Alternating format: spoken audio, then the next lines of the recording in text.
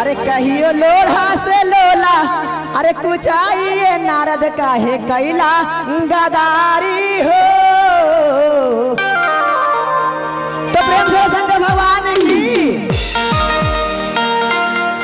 अरे लोढ़ा से लोला कुछ आइए नारद काहे कैला गदारी हो। लोढ़ा से लोला कुछ आइए नारद काहे कैला गदारी।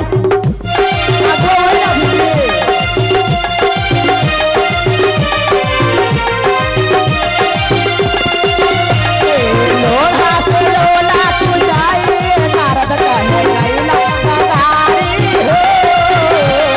लोढ़ा से लोला कुछ आइए नारद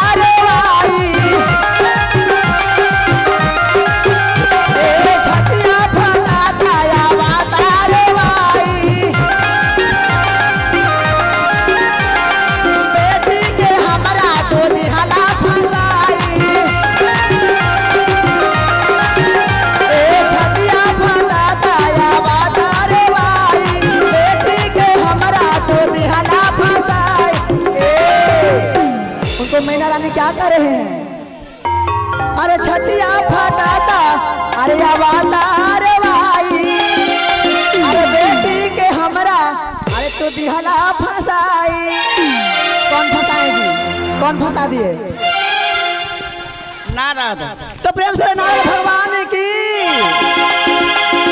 अरे मना करेगी अरे मारना करे कि मारी माथा फाड़ के नारद कैला गदारी।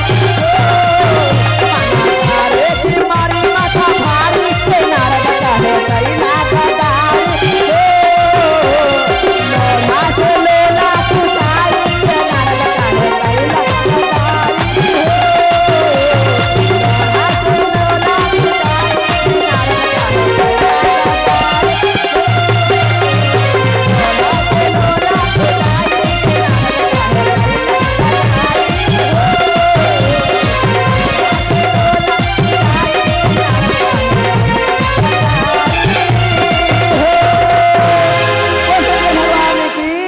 गौरी मैया की